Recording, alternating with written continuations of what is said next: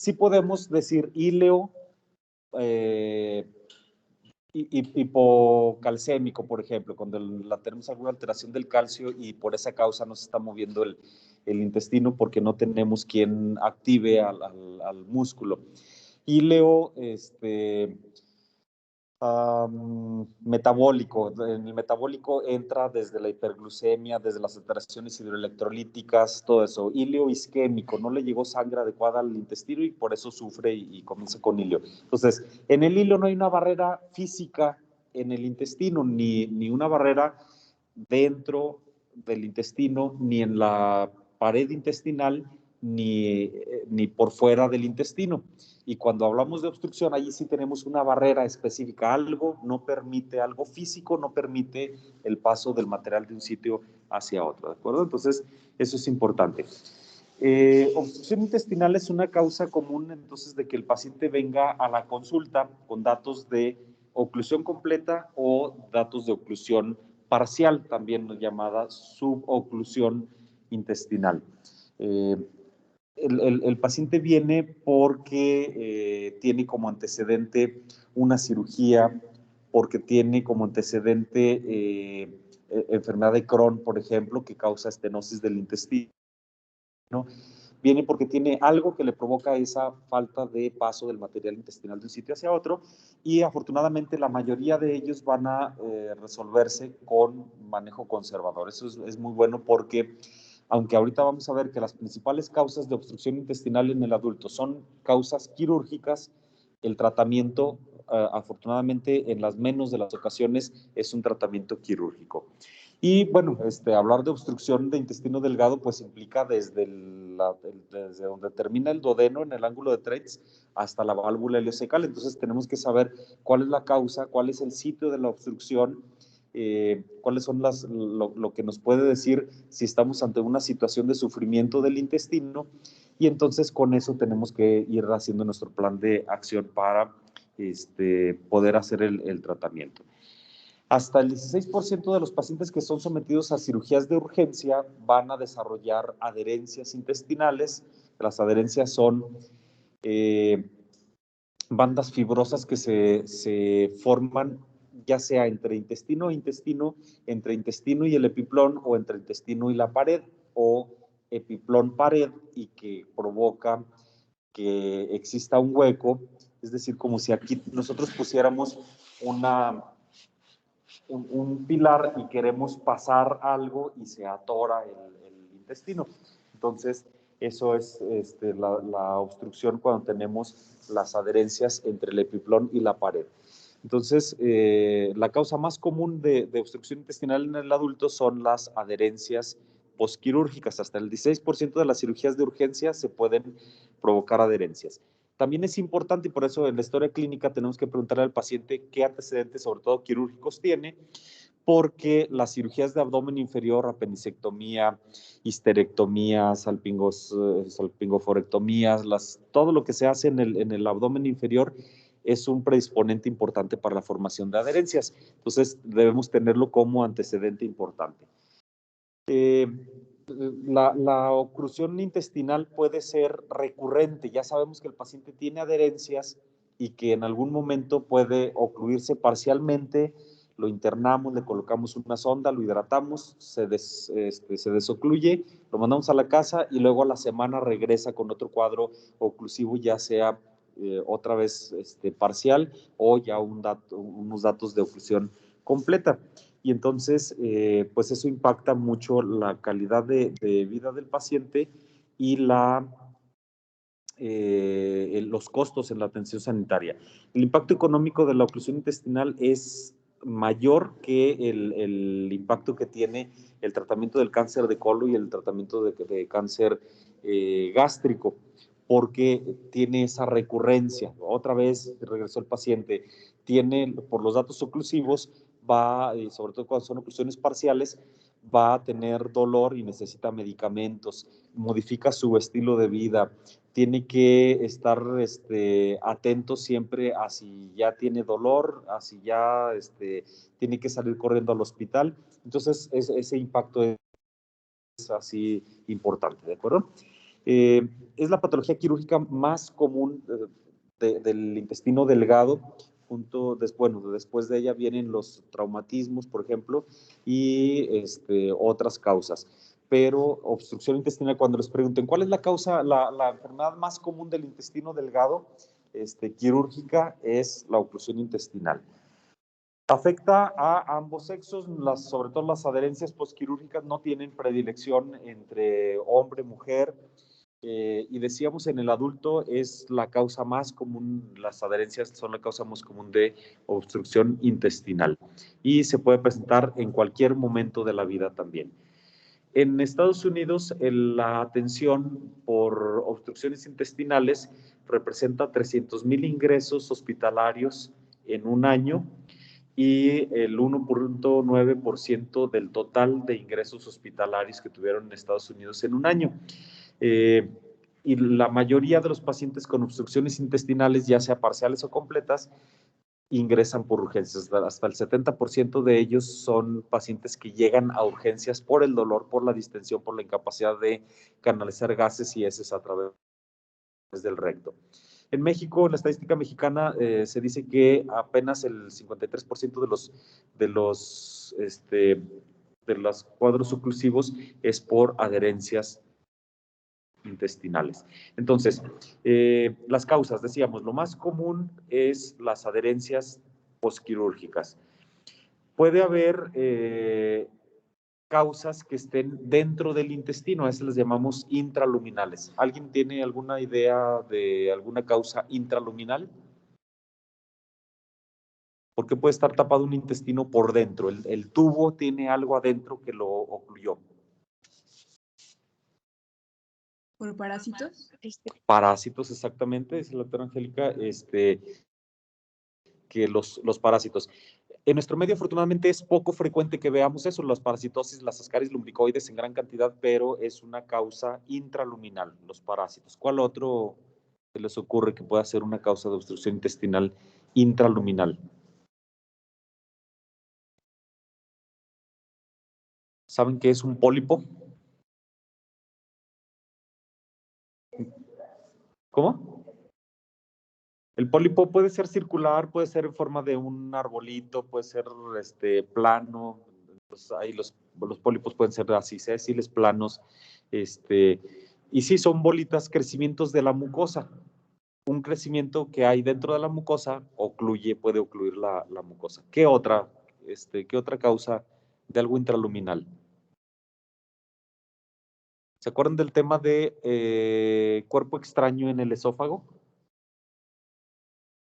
Un cuerpo extraño que logró pasar esófago, decíamos que normalmente ya no se va a atorar en otro lado, pero el paciente puede tener una estenosis, puede tener adherencias que hacen que quede más pequeña la luz intestinal y que entonces algún cuerpo extraño, cualquier cosa que el paciente come, puede ocluir. Puede estar en las intraluminales también los fitobesoares o los tricobesoares. El paciente que consume fibra así bien formadita, difícil de digerir, o el paciente que tiene tricotilomanía, con tricotilofagia, ese paciente se ocluye, se llama síndrome de Rapunzel. No es raso, ¿verdad? Es Rapunzel. Ya ando. Se me notan los zacatecanos, perdónenme. Síndrome de Rapunzel. Es que en Zacatecas es Raspunzel y son pantuflas. Y es almohada, no es almohada. Entonces, síndrome de Rapunzel son causas intraluminales. Puede haber causas extraluminales o extrínsecas, que son las que están fuera del intestino. ¿Qué se les ocurre que puede ser una causa extraluminal? ¿Lo de qué? Hernias de la pared abdominal, exactamente. Hernias es la causa más común de oclusión por causa extrínseca. Siempre que tengan un paciente con oclusión intestinal, lo primero que vamos a preguntar es qué antecedentes quirúrgicos tiene. Si nos dice que es la operación de una cesárea, de una histerectomía, de una apendicectomía, le empezamos a echar la culpa a la cirugía.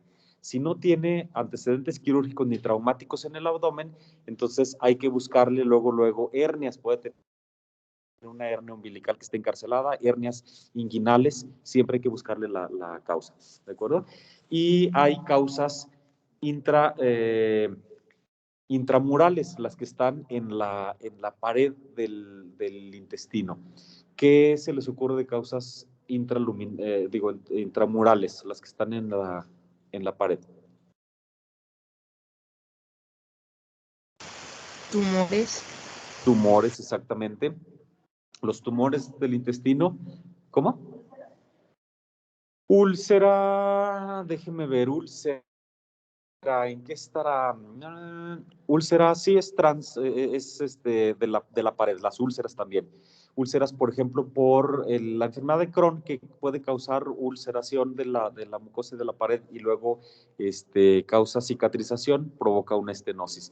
¿Qué otras en la pared? ¿Qué otras se les ocurre de la pared? Un hematoma intramural. Hematoma intramural, exactamente, Joaquín, muy bien. Los hematomas, el paciente tiene un traumatismo o el paciente tiene alguna discrasia sanguínea y sangra de repente el intestino, pero en la pura paredcita, y eso provoca una obstrucción por causa de la pared. Tumores, úlceras, hematomas, ¿qué más? Por ejemplo, El también, Crohn ya lo dijimos. por Ajá, ejemplo, ¿cuál? también la diverticulitis, puede ser. Divertículos del intestino delgado, exactamente, es una causa. Divertículos puede ser una causa mural y una causa intraluminal. El divertículo de Meckel. El divertículo de Meckel es un divertículo que se presenta en los últimos 100 centímetros, casi siempre a 60 centímetros de la válvula ileocecal, y puede convertirse en se invagina el divertículo y se convierte en un lastre, y entonces es una causa que es por la pared, pero que ocluye intraluminal, y es una causa incluso de invaginación intestinal. Entonces, esas son las causas. Entonces, en las intraluminales, aquí en la presentación tenemos los cálculos biliares. Es el único que se le llama íleo, aunque no sea un íleo. De manera clásica, a la obstrucción por un cálculo biliar impactado en la válvula ileocecal se le llama íleo biliar. Se forma la piedra dentro de la vesícula biliar, erosiona la pared de la vesícula, erosiona el duodeno y luego viaja por todo el intestino delgado y hasta que se impacta en la válvula ileocecal. Para poder diagnosticar eso, tenemos el antecedente de que el paciente tenía piedra en la vesícula, una piedra grande generalmente. En la radiografía se ve algo que se llama neumobilia. El árbol biliar se ve dibujadito con aire, está lleno de gas, y los datos de obstrucción con una pelotita que se ve ahí en la parte final del intestino delgado.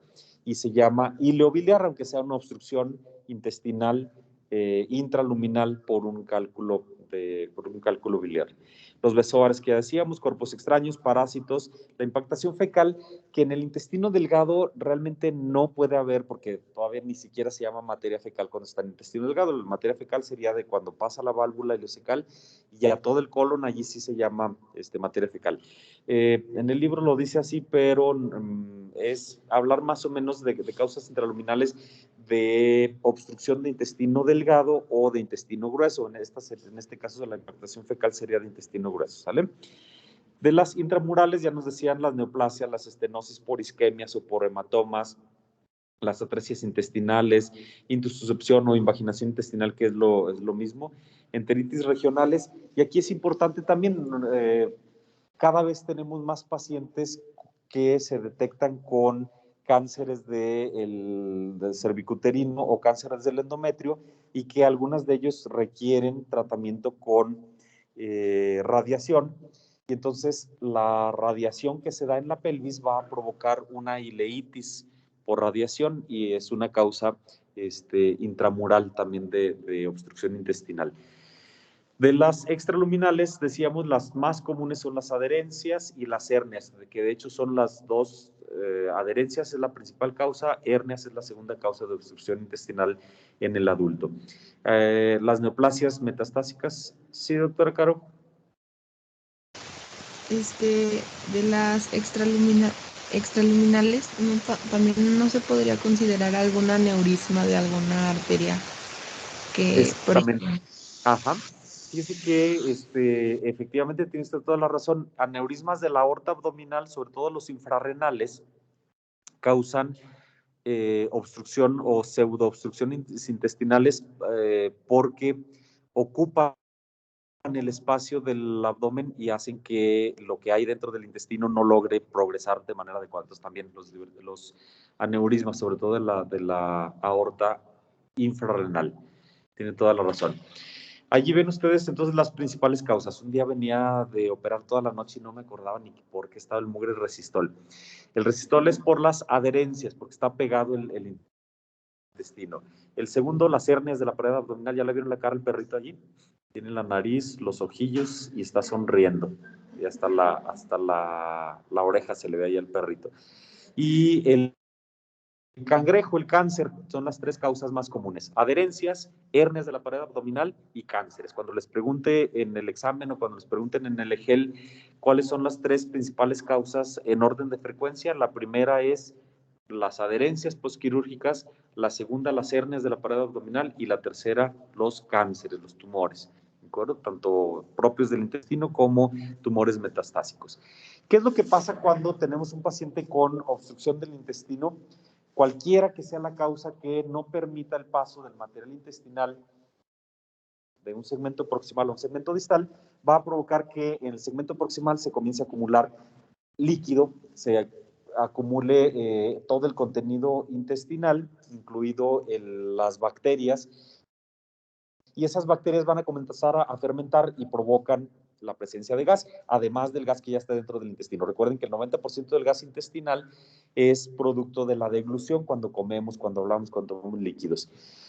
Esto lo que va a provocar es que al no poder pasar de un segmento proximal a un segmento distal, el intestino lo que hace es secretar agua para que esté más pesado lo que hay dentro del intestino y que la acción propulsiva de la onda peristáltica permita librar el sitio donde está la obstrucción. Entonces, el intestino trata de ayudar de esa manera y aumenta la secreción hacia el intraluminal. Luego, como no se puede pasar, el intestino ya está distendido, tiene alteración de su función de absorción, sobrepoblación bacteriana, y eso comienza a provocarle datos de isquemia. La isquemia, la sobrepoblación bacteriana va a ser un trasudado, sobre todo de líquido y bacterias que comienzan a hacer translocaciones bacterianas. Tenemos el intestino al principio, cuando lo auscultamos, es un intestino que se escucha moviéndose, tratando de librar ese sitio de obstrucción. Y cuando ya se cansó el intestino, ya ahora tenemos silencio abdominal, ya no hay peristalsis. O si acaso una peristalsis, la de lucha es ese sonido donde como si estuviéramos frotando dos globos entre sí. Y luego tenemos sonidos metálicos, nada más lo poco que se puede mover el intestino con el contenido de líquido y de aire hace cuando auscultamos ese abdomen, hace un sonido parecido a que si estuviéramos nosotros dejando caer monedas una sobre la otra. O bien, como cuando ustedes se meten a la alberca y que alguien patalea y que se escucha un clink, clink, esos son sonidos metálicos que podemos tener en la auscultación. El paciente comienza con alteraciones hidroelectrolíticas, con alteraciones ácido-base, porque está todo perdido hacia el intraluminal y entonces eso provoca, y además lo que se logra liberar a través del vómito, el paciente comienza con deshidratación y comienza a provocarnos alteraciones del equilibrio ácido-base. ¿Qué es lo que sucede con la fisiopatología de todo esto? Es que se los pongo así aparatoso como viene en un librito que se llama Manual de Diagnóstico y Terapéutica del Instituto Nacional de la Nutrición, porque allí cuando uno ve estas cosas se asusta y dice, híjole, cuando veo a un paciente con obstrucción intestinal tengo que estar bien atento porque se va a deshidratar, va a hacer translocaciones bacterianas, se va a infectar y se va a morir. Entonces, para actuar pronto en todo esto. Afortunadamente, la mayoría de los pacientes con obstrucción intestinal los vemos en etapas iniciales, si llegamos nosotros al diagnóstico en poco tiempo, podemos controlarlo antes de que tenga todo esto, pero si la situación de obstrucción continúa, entonces el paciente va a tener esos datos de alteración hidroelectrolítica muy importante, choque por hipovolemia, por la pérdida de volumen del plasma, por esa situación de que el intestino está, en lugar de absorber, está tirando los líquidos, más el edema de la pared intestinal, más el vómito, etcétera, y todo eso nos provoca los datos de deshidratación importante, choque por hipovolemia, datos de distensión abdominal por distensión del intestino delgado, y eso nos va a llevar a aumento de la presión intraabdominal. El que aumente la presión intraabdominal tiene varias repercusiones importantes. Una es que los diafragmas se hacen hacia arriba y eso permite que el paciente no tenga una capacidad vital normal en su pulmón, y entonces nos altera el transporte de oxígeno. Segundo, el aumento de la presión intraabdominal nos hace que el retorno venoso sobre todo se vea afectado, y entonces tenemos edema del abdomen hacia abajo y disminuye la precarga. Aquí es donde vemos que un daño en un órgano puede provocar situaciones a otros, así sin tener a veces mucho que ver, que creemos nosotros que no tiene demasiado que ver. La hipertensión intraabdominal también provoca alteración del flujo, nos altera la poscarga porque aumenta la resistencia que hay a nivel de la aorta abdominal, y entonces el transporte de oxígeno no es el adecuado, el retorno venoso tampoco. El aumento de la presión hace que el intestino comience a sufrir, y eso pues provoca translocaciones bacterianas mucho más abundantes y la presencia de sepsis. Hay tres fases bien reconocidas en la obstrucción intestinal, que es la fase de acumulación, donde tenemos, hablando de la fisiopatología de la que acabamos de explicar, tenemos primero ese acúmulo de líquido intraluminal con las alteraciones hidroelectrolíticas, con edema de la pared intestinal, con el trasudado, etcétera. Y luego la fase bacterémica, donde tenemos la sobrepoblación bacteriana y la respuesta del organismo con leucocitosis, con la llegada de fagocitos a nivel del intestino y que provocan mucho más edema y más problema. Y la fase de compromiso vascular, en esa donde ya aumentó la presión intraabdominal, que nos lleva a alteraciones de flujo tanto arterial como venoso, y entonces eso lleva a necrosis, a isquemias, a gangrena del intestino y la eventual complicación de perforación y peritonitis secundaria a todo esto. Entonces, eso sería si no actuamos nosotros antes, si no detectamos el problema a tiempo. Para detectarlo a tiempo, lo que tenemos que saber nosotros es que el paciente con obstrucción del intestino delgado, pues comienza con ese cuadro clínico de distensión, incapacidad para canalizar gases y heces a través del recto, y de hecho el paciente viene y nos dice, es que si pudiera evacuar o si pudiera canalizar un gas, yo sé que me sentiría a gusto, pero no puedo. Entonces, clínicamente el paciente está con distensión, con dolor abdominal, dolor de tipo cólico al principio, y luego se vuelve un dolor sordo, asociado a náusea, luego vómito del contenido, primero contenido gástrico y luego vómito que se llama fecaloide. Cuando le colocamos la sonda nasogástrica nos empieza a dar un gasto que le llamamos fecaloide. Se llama fecaloide porque no es materia fecal, pero se parece, huele a materia fecal, pero es secreción del intestino con la sobrepoblación bacteriana y la fermentación, y eso le da la apariencia grumosa, de color marrón, y con un olor parecido a materia fecal. Entonces el paciente tiene los vómitos, primero de contenido gastrointestinal alto y luego vómitos fecaloides, con la característica de que cuando vomita, como disminuye la presión del intestino, la presión intraabdominal, el paciente refiere sentirse mejor después del vómito, pero el vómito pues va a llevarse ácido clorhídrico, agua, sales minerales, y eso nos lleva a alcalosis metabólicas hipoclorémicas por el vómito primero. Y luego, cuando ya continúa el proceso, entonces entramos a una situación de acidosis metabólica. El paciente comienza con más datos de acidosis metabólica. La distensión abdominal y taquicardia, todos los datos de alteración hidroelectrolítica y de alteración ácido-base. Entonces, taquicardia, puede tener fiebre por la translocación bacteriana. Cuando tocamos el abdomen se encuentra duro, resistente, y al auscultar el abdomen podemos tener primero los ruidos de lucha y después los ruidos metálicos. Y en algunas ocasiones, depende de la causa y de la afectación que tenga ya la pared del intestino, podemos tener datos de irritación del peritoneo, dolor de la descompresión, que es el signo de rebote, hipersensibilidad, hiperestesia, hiperbaralgesia. El diagnóstico diferencial de la obstrucción intestinal, pues es el ilio. Todo lo que cause obstrucción intestinal, tanto intraluminal, transmural o extraluminal, pues entra en el mismo, englobado en lo mismo. Y el diagnóstico diferencial será lo que no permite hacer que el intestino se mueva. El ilio, que puede ser ilio posoperatorio, porque tocamos el intestino y eso causa que no se pueda mover un tiempo después. Desequilibrios hidroelectrolíticos que causan ilio, no permiten la transmisión de la onda peristáltica. Algunos fármacos, sobre todo los que actúan a nivel del sistema nervioso central, pueden provocar ilio y algunas infecciones. O bien, hablando ahorita estábamos enfocados a intestino delgado, las obstrucciones del colon va a ser una obstrucción, pero más allá del intestino delgado. Entonces, cuando hablamos de obstrucción del intestino delgado, diagnóstico diferencial, la obstrucción del colon. Ya que sabemos nosotros la fisiopatología, ya que sabemos cuáles son las causas de la obstrucción intestinal en el adulto, entonces tenemos que saber cómo abordar a nuestro paciente. Y lo primero, pues, es una sospecha diagnóstica.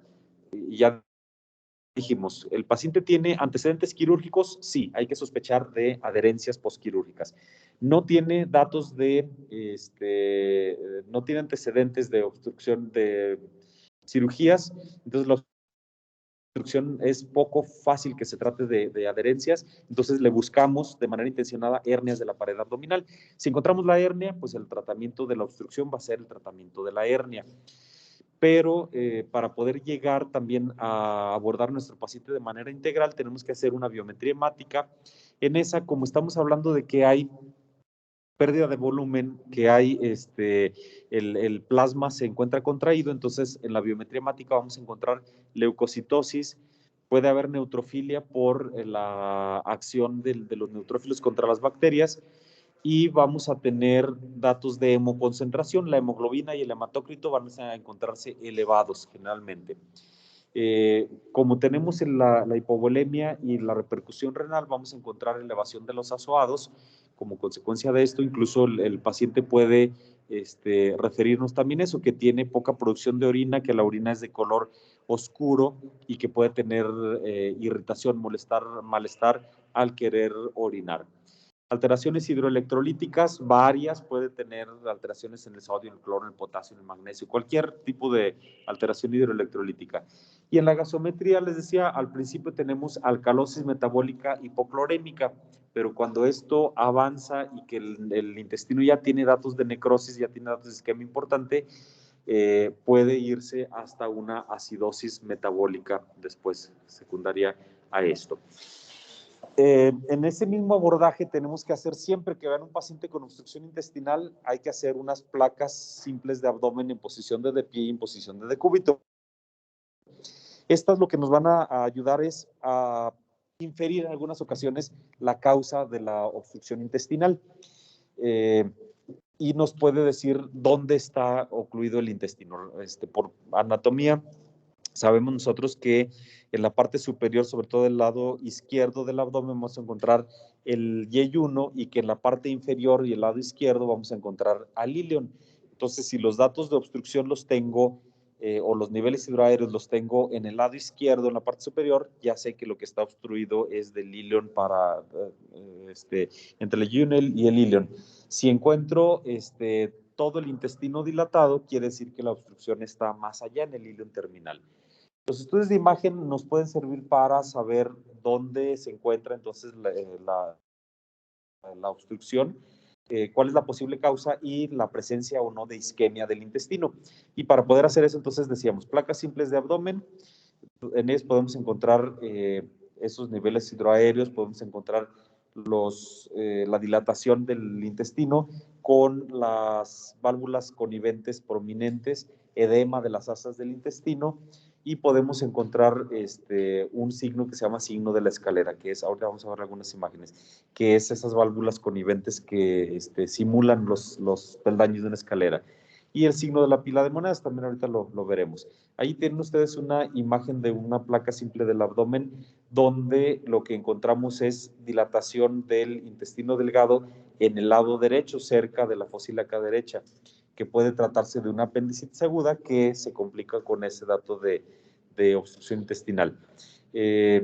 Allí vemos esa dilatación. Normalmente ustedes ya saben en radiología que no es normal que identifiquemos aire dentro del intestino delgado, y en este vemos que hay ausencia de aire en el ámpula rectal, entonces el paciente sí está bien ocluido del intestino delgado, está en esa localización, quiere decir que la obstrucción está en el íleon terminal. Tenemos esa otra imagen donde ven ustedes, en esa se ve la imagen en pila de monedas, todas las valvulitas coniventes que hacen que se vea así como que apilaron moneditas, y en el lado, hacia el lado derecho de ustedes, que correspondería al lado izquierdo del paciente, vemos la imagen de la escalera. Vemos ahí la escalerita que va subiendo los peldaños. Esta otra imagen donde vemos niveles hidroaéreos en la fosa ilíaca del lado derecho, en toda la parte derecha del abdomen, hay aire en la burbuja gástrica, pero no hay aire en nada, en ningún segmento de colon ni en el ámpula rectal. Quiere decir que está completamente obstruido el intestino delgado.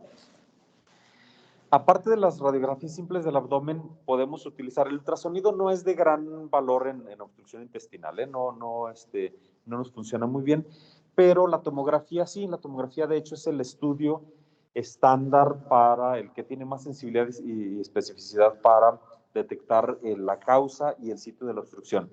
Solamente que aquí entramos a una controversia. La guía de práctica clínica dice que debe ser una tomografía con doble contraste oral y contraste intravenoso. Luego dice uno, bueno, si el paciente está ocluido del intestino, está distendido y está vomitando, ¿cómo le voy a dar 2 litros de material para que lo esté tomando y poder ver completamente que se realce bien el tubo digestivo? Pero cuando les pregunten a ustedes en el ENARM de los siguientes, ¿cuál es el estudio con mayor sensibilidad y especificidad? La respuesta es tomografía, ¿de acuerdo? Sí, si el paciente logra tomar el material, nos permite identificar exactamente el sitio donde está la obstrucción, nos puede identificar la causa en múltiples ocasiones y nos da muchos datos en cuanto a complicación de isquemia y de necrosis del intestino. Luego, eso es hablando de la tomografía con la fase oral. También la tomografía en la fase intravenosa.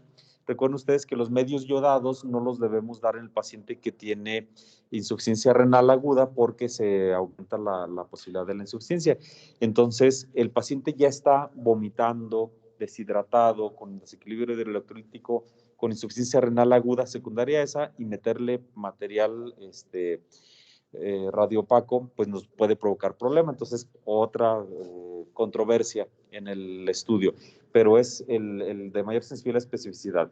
Nos permite identificar algunas cosas, como esa terminación del asa de intestino delgado en pico de pájaro, que nos dice dónde está el sitio de la obstrucción, la presencia de adherencias de las asas hacia la pared anterior, que nos habla de adherencias postquirúrgicas, el signo de las heces, que es la acumulación de material intestinal que se parece a las heces fecales, pero en el intestino delgado, el signo de el asa en C o en U, que es donde termina así en saco ciego, y nos habla del sitio de la obstrucción.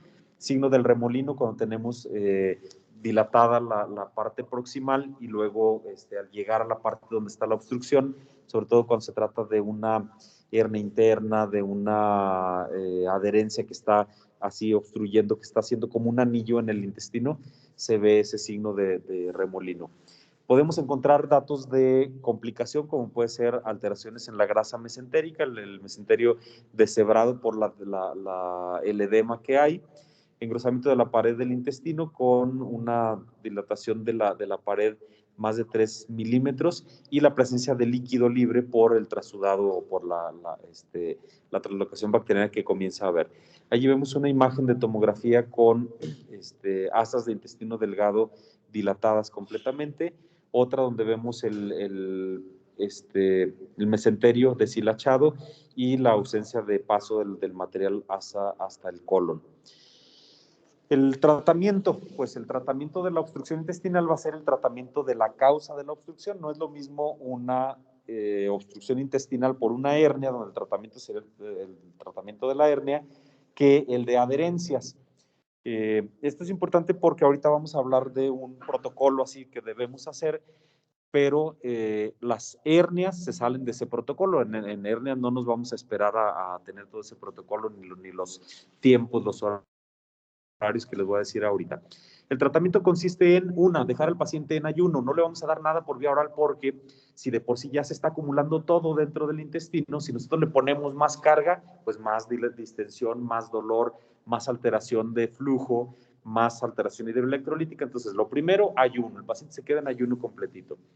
Otra, la hidratación intravenosa. Siempre tenemos que manejarle líquidos y de preferencia, si el paciente los está perdiendo hacia adentro del intestino y puede caer hasta choque hipovolémico, tenemos que manejarle líquidos elevados. Cuando sean niños grandes y que lleguen a cirugía, allí les voy a enseñar el cálculo de líquidos y electrolitos en el paciente adulto. Viene todo un tema de una plática de soluciones parenterales y allí sabremos que le tenemos que poner solución de Harman para reponer volumen hasta que tengamos una buena tensión arterial, una buena frecuencia cardíaca y sobre todo lo que nos va a decir que sí estoy logrando los objetivos de la hidratación es la producción, el inicio de producción de orina a un... ¿Cuánto ya iba un nefro? ¿Nefro todavía no? Bueno, en nefro les van a decir, entonces déjenles estalqueo nefro. La tasa de producción de orina en el adulto es de 0.5 a 1.5 mililitros por kilo de peso por hora, con un promedio de 1 mililitro. Ustedes acuérdense nada más que 1 mililitro por kilo de peso por hora. Cuando el paciente está deshidratado y está con todo este problema, comienza a hacer oligurias. Oliguria se reconoce entre 3 y 5 mililitros por kilo de peso por hora. Y anuria cuando tenemos menos de 3 mililitros. Entonces, cuando el paciente tiene oliguria y nosotros le reponemos con solución de Harman el volumen intravascular, tenemos la posibilidad de que el riñón comience a funcionar otra vez y cuando comenzamos a tener por lo menos 0.5 mililitros por kilo de peso por hora de producción de orina, quiere decir que ya estamos alcanzando al paciente en la parte de hidratación, ¿de acuerdo? Entonces, siempre reponer líquidos intravenosos, líquidos y electrolitos, porque dijimos que el paciente está vomitando y está perdiendo a través del vómito todos los electrolitos, pero sobre todo cloro, por eso hace la alcalosis metabólica hipoclorémica. Entonces, soluciones que tengan cloro, fisiológica o la solución de Harman. Y como último, y por eso está allí Lila con su machetote, lo último es la cirugía. Y decíamos, aunque la principal causa de obstrucción intestinal en el adulto es algo quirúrgico, las adherencias postquirúrgicas, lo último que nosotros queremos es operar al paciente. Porque, y así hay que explicárselo siempre a los pacientes, es el monstruo de las 1000 cabezas. ¿Cuál de los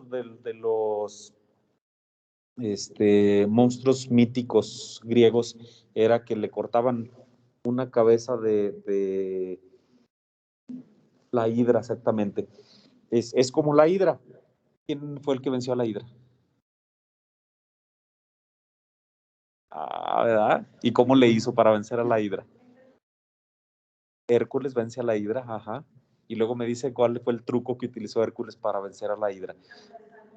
Porque no. ¿Cómo?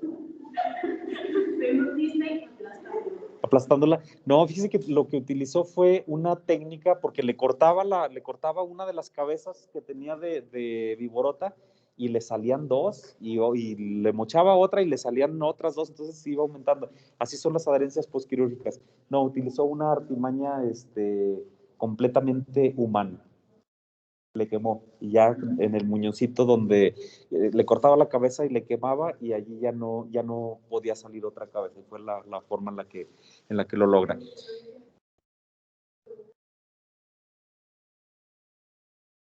Bueno, ya cuando ya la tenía vencida, ya no tenía cabeza, le echa la piedra también y ya queda controlado. ¿Cuántos retos tuvo que...? 12 retos, ¿quién se los puso?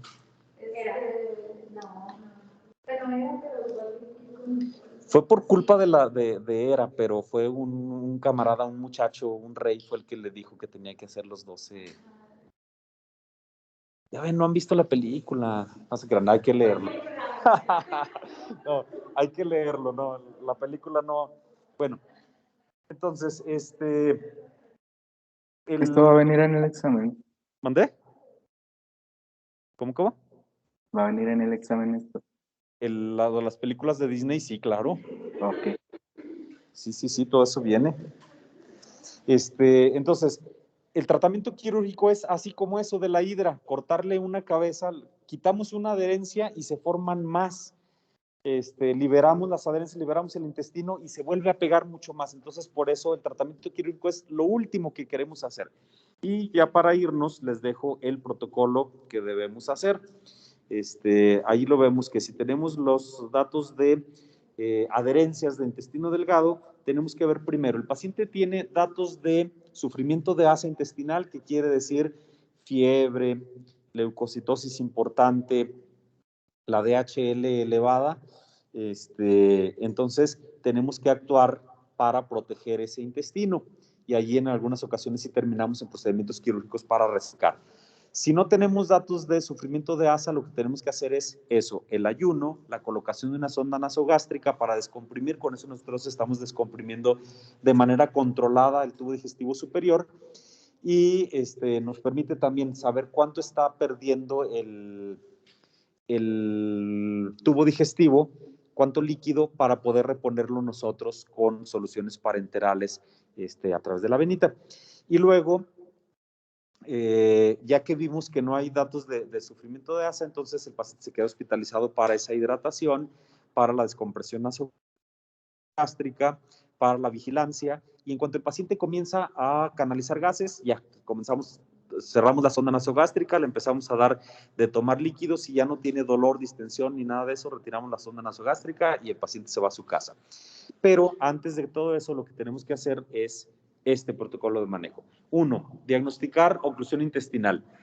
¿Es de veras una oclusión o es un hilio? El hilio lo vamos a manejar si es por deficiencia de calcio, de cloro, de sodio, pues la reposición de cualquiera de los electrolitos. Si es posquirúrgico, dejar al paciente en ayuno, esperar a que el intestino poco a poco vaya mejorando y ahí sí podemos utilizar procinéticos. El paciente que está completamente ocluido están contraindicados los procinéticos. No utilicen procinéticos cuando hay obstrucción intestinal. Entonces, diagnosticar si es una oclusión intestinal por cualquiera de las 3 causas: adherencias, el paciente se queda hospitalizado, sonda nasogástrica, hidratación endovenosa, siempre antibióticos para limitar la sobrepoblación bacteriana. Y entonces hacemos la evaluación cada 12 horas. Si a las 12 horas el paciente está igual o mejor, continúo con el tratamiento. Si empeora, se puede volver quirúrgico. Si el paciente continúa otras 12 horas en una evolución estable, pero no va completamente hacia evolución favorable, seguimos otras 12 horas. Cada 12 horas tomamos decisiones para saber si es quirúrgico o no.